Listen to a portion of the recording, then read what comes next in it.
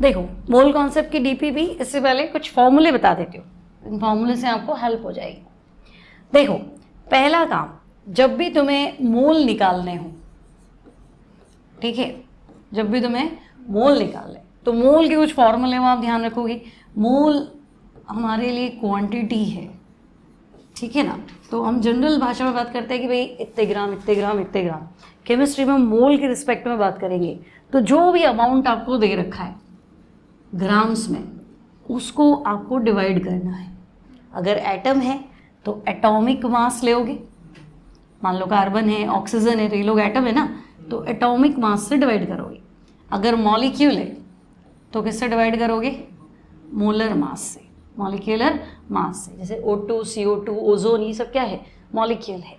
और अगर कोई फॉर्मूला है लाइक NaCl, KCl, जो भी आयनिक कंपाउंड है उनको फॉर्मूला बोलते हैं, तो फॉर्मूला मास से डिवाइड कर देना, ठीक है। तो यहाँ से आपके पास आ जाएगा मोल। क्लियर? अब दूसरा पॉइंट जो तुम्हें ध्यान रखना है, STP, स्टैंडर्ड टेम्परेचर प्रेशर पे 1 मोल गैस अगर है आपके पास, तो 1 मोल गैस का जो वॉल्यूम है वो 22.4 लीटर होता है।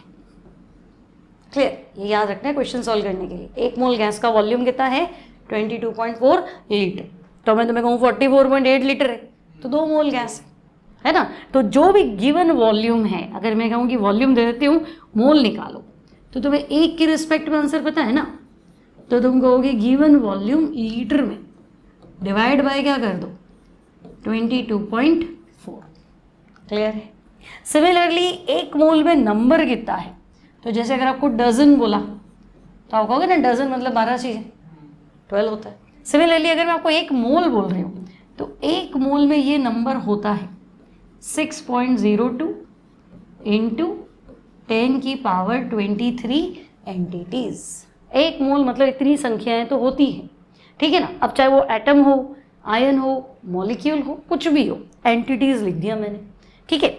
अब मैं तुम्हें कहूँ कि मेरे पास कुछ नंबर है, मोल बताओ, तो तुम्हें 1 मोल का तो पता है। अब जितने मोल है उसके हिसाब से आप नंबर बता दो, ये जितनी एंटिटीज़ है उसके हिसाब से मोल बता दो, ठीक है। तो तुम कहोगे जो भी एंटिटीज़ आप दे रहे हो मैं उसको 1 से डिवाइड कर दूंगा, ठीक है ना। Given entities divide by 6.02 into 10 की पावर 23। अब ये जो एंटिटीज़ है ना, ये एवोगैड्रो नंबर है, Na, ठीक है ना। NaN क्या है? नंबर। A मतलब एवोगैड्रो। क्लियर है? एक तो आपको ये हेल्प करेगा कॉन्सेप्ट। दूसरा जो कॉन्सेप्ट आपको हेल्प करेगा वो आपको ध्यान रखना है कि अगर मैं किसी न्यूट्रल एटम की बात कर रही हूँ, इन अ न्यूट्रल एटम, तो भाई न्यूट्रल एटम में सीधी और साफ बात है कि जितने प्रोटॉन होंगे, है ना, एक न्यूट्रल एटम में जितने प्रोटॉन होते हैं उतने के उतने क्या होते हैं? इलेक्ट्रॉन्स। क्योंकि प्रोटॉन मतलब जितना पॉजिटिव उतना नेगेटिव। तो एटम में अगर चार्ज्ड पार्टिकल्स की बात करूं तो 2 ही तो चार्ज है, पॉजिटिव मतलब प्रोटॉन और नेगेटिव मतलब इलेक्ट्रॉन। न्यूट्रॉन तो न्यूट्रल ही है। क्लियर? अब तुम्हें लगे कि मुझे कैसे पता कितने प्रोटॉन हैं, तो तुम्हें एटॉमिक नंबर तो सबका पता ही है ना। तो जो एटॉमिक नंबर है वही क्या होता है? Number of proton. तो अगर तुम्हें किसी का एटॉमिक नंबर याद है मतलब तुम्हें प्रोटॉन पता है। अब मैं इलेक्ट्रॉन पूछूं तो जितने प्रोटॉन है उतने इलेक्ट्रॉन है, अगर वो न्यूट्रल है, ठीक है। अब पॉजिटिव आयन और नेगेटिव आयन, तो ऑब्वियस है ना, आयन अगर आप कह रहे हो पॉजिटिव आयन मतलब कैटायन, यानी वो लॉस ऑफ इलेक्ट्रॉन से बना है। प्लस कब आएगा? जब माइनस चला गया। तो माइनस वाली चीज आपके पास है ही क्या? इलेक्ट्रॉन, ठीक है ना। और नेगेटिव आयन यानी एनायन, तो एनायन कैसे बना होगा? तो भाई एनायन आपका गेन ऑफ इलेक्ट्रॉन से बना होगा। अगर आपने इलेक्ट्रॉन लिए हैं, माइनस लिए तो खुद माइनस, और माइनस आपने छोड़ दिया तो आप क्या बन गए? प्लस। इतनी बात क्लियर है, ठीक है। अब इस पे बेस्ड अपने पास कुछ क्वेश्चन है, चेक कर लो। पहला देखो, which one of the following is not a mixture. Mixture मतलब एक से ज़्यादा चीज़ें होनी चाहिए, प्योर नहीं होना चाहिए। तो ब्रास, एयर, वाटर और 22 कैरेट गोल्ड। ब्रास क्या होता है? अलॉय होता है। ब्रास क्या होता है? कॉपर और जिंक। सही। फिर एयर, एयर तो मिक्सचर ऑफ गैसेस है, एयर में तो आपका मॉइस्चर भी है। फिर वाटर, वाटर जब तक आप बोलोगे तो मैं तो H2O ही सोचूंगी।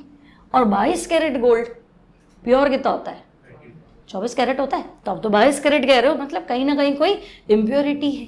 तो इम्प्योर चीज मतलब एक से ज्यादा, और एक से ज्यादा हुआ तो मिक्सचर है। तो अब इसमें 3 चीजें, नॉट अ मिक्सचर, मतलब 3 तो मिक्सचर है, एक मिक्सचर नहीं है। तो क्या बनाओ? H2। एयर मिक्सचर हो गया, ब्रास मिक्सचर हो गया, 22 कैरेट गोल्ड भी क्या हो गया? मिक्सचर।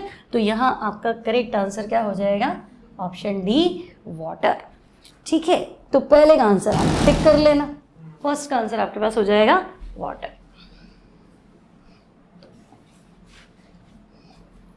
नेक्स्ट पे आते हैं। Weight of 1 molecule of compound C60H122। ठीक, अब एक मॉलिक्यूल, ठीक है, एक मॉलिक्यूल जो आपको दिखता भी नहीं है, तो हम कहें चलो ठीक है C60H122। तो बोलो कार्बन का मास कितना होता है? 12। और तुम्हारे पास कार्बन एटम कितने हैं? 60 है, तो 12 × 60 कर देती हूँ। प्लस हाइड्रोजन का मास कितना है? 1। और तुम्हारे पास हाइड्रोजन एटम कितने हैं? 122। तो 12 से 72। तो ये है 720 प्लस 122, कितना हो गया? 842 है क्या? ठीक है, लेकिन ये तो U है। एक मॉलिक्यूल या एटम का मास क्या होता है? यूनिफाइड मास है ना, U या AMU बोलो। अब तुम्हें पता है 1 U कितने ग्राम्स होता है? हम तो U की भाषा नहीं समझते, ग्राम की समझते। तो 1 U मतलब 1.66 इंटू 10 की पावर कितना? -23 ग्राम्स। U मतलब एक एटम, एक मॉलिक्यूल तो दिखाई नहीं देता है, और आपको तो ग्राम की भाषा समझ में आई। तो आपको पता है एक U मतलब इतने ग्राम। तो तुम तो 842 U लेके आए हो। तो 842 इंटू 1.66 इंटू 10 की पावर -23। अब ये तुम्हें कैलकुलेट करके देना है मुझे। ठीक है, बोलो क्या आंसर आएगा?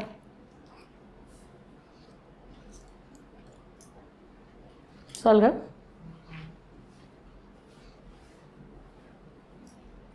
कैलकुलेटर से कर लो।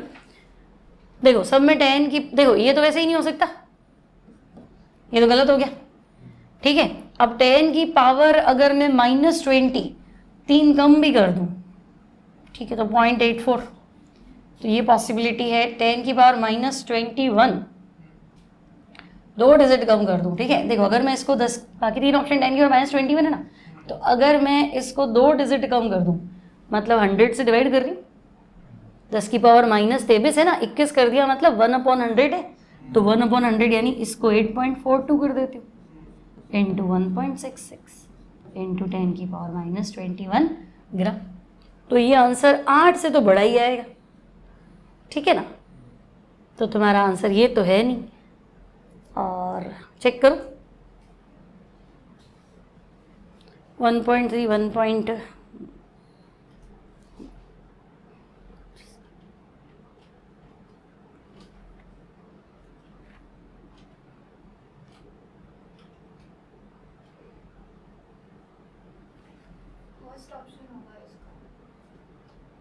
फर्स्ट आ रहा है 1.3 इंटू 10 की पावर -20 है ना, 21 तो हो ही नहीं सकता, पॉसिबल नहीं है, इसलिए आंसर की मैं थोड़ा गड़बड़ कर दिया है। 1.3 ठीक है, अगर 1.3 आ रहा है, इन दोनों का मल्टीपल कितना आ रहा है? 13 आएगा। 13.9। ठीक है, 13.9 है इंटू 10 की पावर कितना? -21। अब अगर मैं इसको 10 से मल्टीप्लाई करूँ तो 10 से डिवाइड भी करना पड़ेगा, क्योंकि देखो 10 की पावर -21 में ये और ये तो बैठ ही नहीं रहा, ये दो आंसर तो ऐसे ही गलत हो गए।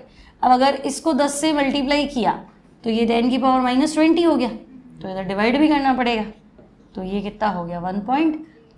तो यहाँ आंसर हो जाएगा ऑप्शन 1। क्लियर है?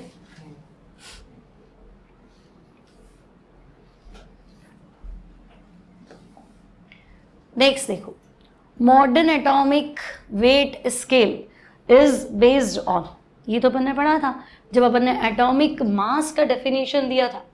तो वैसे मैंने कहा था मास का कोई डेफिनेशन होता नहीं है, फिर भी मैं तुम्हें कहूँगी नहीं मास का डेफिनेशन। तो अपन ने क्या कहा था कि कोई भी एटम का मास कार्बन 12 कि 1/12 पार्ट से कितना टाइम हैवियर है, तो हम उसको क्या कहेंगे, एटॉमिक मास। अपन हाइड्रोजन की जगह कार्बन को कंसीडर किया, क्योंकि हाइड्रोजन के तो 3 आइसोटोप है, प्रोटियम, ड्यूटेरियम, ट्रिटियम। अब यूँ तो कार्बन के भी 2 आइसोटोप है, कार्बन 12 और कार्बन 14, लेकिन कार्बन 12 99% से भी ज़्यादा है ना, तो इसमें गलती होने के चांसेस कम हैं। तो हम कहेंगे ठीक है, तो हमारी जो टेबल है वो बेस्ड है कार्बन 12 पे। ठीक है, नेक्स्ट, क्लोरीन और क्लोराइड में किस चीज़ का फर्क है? क्लोरीन और क्लोराइड। तो देखो, अगर इसका एटॉमिक नंबर 17 है तो एटॉमिक नंबर तो इसका भी 17 होगा। चार्ज में किस चीज़ का फर्क होता है? इलेक्ट्रॉन का, है ना। अगर आप माइनस चार्ज लिए हो तो आपने इलेक्ट्रॉन गेन किए हैं, और अगर प्लस है तो इलेक्ट्रॉन लॉस किए हैं। बात समझ में आ रही है ना मेरी? तो अगर मैं तुम्हें कहूँ कि क्लोरीन में प्रोटॉन कितने हैं, तो तुम कहोगे एटॉमिक नंबर। तो क्लोराइड का एटॉमिक नंबर तो यूनिक प्रॉपर्टी हो, तो कभी चेंज नहीं होगा। ठीक है, अब क्लोरीन तो न्यूट्रल है, तो प्रोटॉन 17 है, तो इलेक्ट्रॉन भी 17 है, लेकिन Cl माइनस प्रोटॉन 17 है, बट एक इलेक्ट्रॉन गेन करने से इलेक्ट्रॉन आपके 18 हो गए। तो ये चीज़ यहाँ आई, ऑप्शन सी। क्लियर है? नेक्स्ट देखो, नाइट्रोजन एटम में 7 प्रोटॉन है, 7 इलेक्ट्रॉन है। ठीक है, नाइट्रोजन प्रोटॉन 7, इलेक्ट्रॉन भी 7। ठीक है, नाइट्राइड नाइट्रोजन -3। तो अभी हमने देखा प्रोटॉन तो कभी भी चेंज नहीं होंगे, लाइफ टाइम प्रोटॉन उतर ही, और -3 मतलब आपने 3 इलेक्ट्रॉन गेन किए, तो भाई 7 तो पहले से ही थे और 3 गेन कर लिए, तो टोटल कितने हो गए? 10। तो आपका आंसर क्या हो गया? ऑप्शन सही। Clear? Next, ratio between the neutrons in carbon and silicon with respect to atomic masses 12 and 28।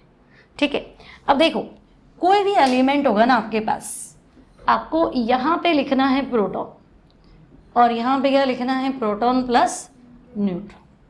ठीक है, तो प्रोटॉन मतलब Z, और Z मतलब एटॉमिक नंबर। प्रोटॉन मतलब Z मतलब एटॉमिक नंबर। ठीक है, और प्रोटॉन प्लस न्यूट्रॉन मतलब A, और A मतलब क्या होता है? Mass number. A मतलब क्या है? Mass number. बात समझ में आ रही मेरी? ठीक है, तो आप कह रहे हो एक तो कार्बन है, एक सिलिकॉन है, तो कार्बन का एटॉमिक नंबर तो तुम्हें पता ही है, कार्बन का एटॉमिक नंबर तो तुम्हें पता ही है 6, मास नंबर ये क्या बोल रहा है? 12, और सिलिकॉन का atomic number 14, sodium, magnesium, aluminium, silicon, तो हम कहेंगे सिलिकॉन 14 और मास नंबर 28। अब देखो, दिस माइनस दिस करो तो न्यूट्रॉन ही तो आएगा, सही है ना? This minus this, P plus N में से P कम कर दो, आंसर क्या आएगा? N। तो अगर मैं तुम्हें कहूँ कि यहाँ न्यूट्रॉन निकालो तो 12 - 6, और यहाँ न्यूट्रॉन निकालो 28 - 40। सही कह रहे? तो 12 में से 6 कम कर दो, न्यूट्रॉन कितने हैं? 6।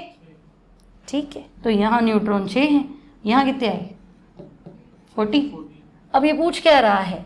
रेशियो पूछ रहा है, तो 6/14 कितना? 3 और 7, 2 से काट दूँ, है ना? तो 3:7। तो तुम्हारे पास मिल गया ना ऑप्शन नंबर 3 सी। ठीक है, तो 6 का आंसर तुमने सी दे रखा है। नेक्स्ट देखो, किसमें इलेक्ट्रॉन न्यूट्रॉन के कंपैरेटिवली ज़्यादा है? अब देखो, कार्बन 6, कार्बन 12, तो इसमें प्रोटॉन तो 6 है, इलेक्ट्रॉन भी 6 है, और न्यूट्रॉन भी 6, तो ये आंसर तो नहीं है। ठीक है, फिर फ्लोरीन की बात करो, तो फ्लोरीन आपका 9, फ्लोरीन 80, तो प्रोटॉन 6 है, प्रोटॉन 9 है, प्रोटॉन 9 है, न्यूट्रल नहीं, ये फ्लोरीन माइनस है ना, तो इलेक्ट्रॉन तुम्हारे पास 10 है, और न्यूट्रॉन कितने हैं? 9 है, तो यहाँ तो इलेक्ट्रॉन 10 आ रहा। ठीक है, अब यहाँ भी चेक कर लेते हैं, मोर इलेक्ट्रॉन देन न्यूट्रॉन। यहाँ पे मुझे कुछ गड़बड़ लग रही है, ऑक्साइड -2 है ना, ठीक है, तो देखो प्रोटॉन तो 8 है, इलेक्ट्रॉन 10 है, 2 एक्स्ट्रा है ना, और न्यूट्रॉन 16 मान लो, तो न्यूट्रॉन 8 है, तो यहाँ पे भी इलेक्ट्रॉन ज़्यादा है और बढ़ जाते हैं। Al+3, तो Al आपका 13, एल्यूमिनियम 27 है, ठीक है। तो प्रोटॉन कितना 13, इलेक्ट्रॉन तो 3 कम कर दूं तो 10, और न्यूट्रॉन कितना 7, 27 में 13 कम करो 14, ठीक है। तो यहाँ न्यूट्रॉन ज़्यादा है, आपसे क्या पूछा है, मोर इलेक्ट्रॉन, तो ये तो नहीं है, पहला है नहीं, ठीक है। और यहाँ तो हर हाल में ज़्यादा ही आ रहा है, तो अब इसने ले लिया होगा आपके 9 फ्लोरीन 18, फ्लोरीन आपका 19 भी होता है ना, तो बराबर आ जाएगा, और फ्लोरीन 20 भी होता है, ठीक है। तो इसने आपको आंसर चेक करके यही दिया है सी, ठीक है। तो आपको इसी से कंसिडर करना है कि भाई फ्लोरीन 19 भी होगा, फ्लोरीन 20 भी मिल जाएगा, है ना। तो आपको कंपैरिजन से ही करना है चार्ज से, ठीक है। ये नेक्स्ट है तुम्हारे पास, हाँ, 20 molecules of SO3 will weigh as much dash molecules of oxygen, ठीक है। एक SO3 का वेट निकाल लूं, S का कितना होता है 32, ऑक्सीजन का कितना होता है 16 × 3, तो 48 और 32 कितना हुआ 80, पक्का। तो यहाँ 80, ये तो एक का हुआ ना, एक मॉलिक्यूल का कितना हुआ 80 U हो गया, एक SO3 का 80 U हो गया। अब तुम तो 20 मॉलिक्यूल की बात कर रहे हो, 20 मॉलिक्यूल्स, तो 20 से मल्टीप्लाई कर लूँ तो कितना हो गया 1600 U हो गया, ठीक है। तो इसके 20 मॉलिक्यूल का तो 1600 U, क्लियर। अब ऑक्सीजन O नहीं, मॉलिक्यूल्स है ना, ऑक्सीजन मॉलिक्यूल्स है, तो O2 ले ना, O थोड़ा ले सकती हूँ, तो O2 का तो कितना होता है 32 होता है, तो अगर मैं 100 ले लूँगी तो 3200 हो जाएगा ना, 3200 तो नहीं चाहिए, 50 ले लूँ, है ना। अगर मैं 50 ले लूँ, एक मॉलिक्यूल ना, O2 का एक मॉलिक्यूल का मास कितना आया 32, ठीक है। अगर मैं ऑक्सीजन के 50 मॉलिक्यूल्स ले लेती हूँ, 50 मॉलिक्यूल्स O2, तो 32 × 50 कितना हो गया 1600 हो गया, तो आपको तो 1600 ही चाहिए था, 1600 EU। तो आंसर आपका, बस यहाँ तुम्हें ध्यान क्या रखना है, अगर वो एटम कह देता ना तो 100 हो जाता, क्योंकि एटम कहता तो मैं O लेती, एटम कहता तो मैं क्या लेती O, लेकिन मॉलिक्यूल बोला तो मुझे O2 लेना पड़ा ना, इसलिए बात बदल गई, ठीक है। तो 8 का आंसर आपके हैं B 50, ठीक है। चलो next, number of oxygen atoms in 4.4 gram CO2। तो जब भी तुम्हें मास दिया है, पहला काम करो मोल निकालो, ठीक है, मोल निकाल लेते हैं। तो मोल गिवन मास 4.4, मोलर मास कितना 44, ठीक है। तो मोल तो आ गए मेरे पास कितना 1/10, सही। अब देखो एक CO2 की बात करो, बाकी बात ही नहीं करें, तो हम कहेंगे एक CO2 मतलब ऑक्सीजन तो 2 दिख रहे, CO2 बोल रहे हो ना, तो O2 मतलब ऑक्सीजन एटम कितने हैं, तो अगर एक मोल CO2 तो ऑक्सीजन एटम कितने हो गए 2 मोल, ठीक है, 2 मोल ऑक्सीजन एटम। लेकिन तुम्हारे पास तो 1/10 मोल CO2 है, 1/10 मोल CO2, तो तुम क्या कहोगे 2/10 मोल ऑक्सीजन एटम, ठीक है। अब 2/10 मोल और एक मोल में नंबर कितना होता है, एक मोल में नंबर कितना होता है 6.02 × 10⁻23। क्लियर है, मेरी बात समझ में आ रही, ठीक है। तो 23 का तो 22 कर देती हूँ और इसका डबल कर देती हूँ, तो 12.04 10⁻22 है ना, या फिर नहीं, हाँ 1.2 × 10⁻23। तो आंसर क्या हो गया ऑप्शन डी। क्लियर है, समझ में आ गया था, बना लिया था, ये वाला बना लिया था तुम सबने, ठीक है, चलो next. Which of the following has maximum number of atoms? अब जिसके मोल ज़्यादा उसका एटम ज़्यादा, क्योंकि है तो सब एटम है ना, 2 3 से मल्टीप्लाई, तो इसको मैं एक एटम मानूंगी, इसको भी एक एटम, नाइट्रोजन भी एक एटम और सोडियम भी क्या है, एक एटम। ठीक है, तो 16 ग्राम कार्बन मतलब मोल कितने हुए, 16/12। 45 ग्राम सल्फर मतलब 45/32 और 15 ग्राम नाइट्रोजन, ठीक है, और यहाँ कितना 20/23। तो ये तो आंसर नहीं है, और ये भी कुछ खास एक से ज़्यादा बड़ा, 2 आंसर तो नहीं। अब देख लो, ये 1.3 आ रहा है फर्स्ट ऑप्शन का था।